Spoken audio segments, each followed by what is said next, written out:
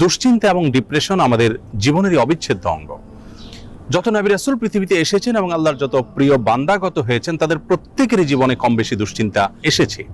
তারা তাদের সেই কঠিন সময়গুলোতে আল্লাহ রাব্বুল আলামিনের কাছে সাহায্য প্রার্থনা এবং আশ্রয় প্রার্থনা করার মাধ্যমে নিজেদেরকে এতটাই নিরাপদে রেখেছেন, এতটাই ভালো রেখেছেন, এতটাই স্বাভাবিক রেখেছেন যে কোনো বিপদ, কোনো মুসিবত, কোনো পেরেশানি, কোনো ডিপ্রেশন তাদেরকে ভেঙে ফেলতে পারেনি।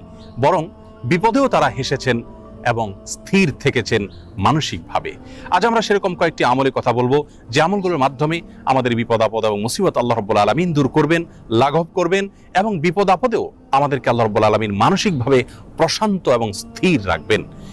আর সেই আমলগুলোর মধ্যে থেকে সর্বপ্রথম এবং প্রধান যে আমলটির কথা বলবো তা হলো যিকরুল্লাহ বা আল্লাহর জিকির। আল্লাহর জিকির এর চাইতে কার্যকর কোনো ঔষধ আর নেই ডিপ্রেশন দূর করবার জন্য। কোরআনে কারীমে আল্লাহ তাআলা বলেছেন, আলা বিযিকরিল্লাহি তাতমাইন্নুল কুলুব,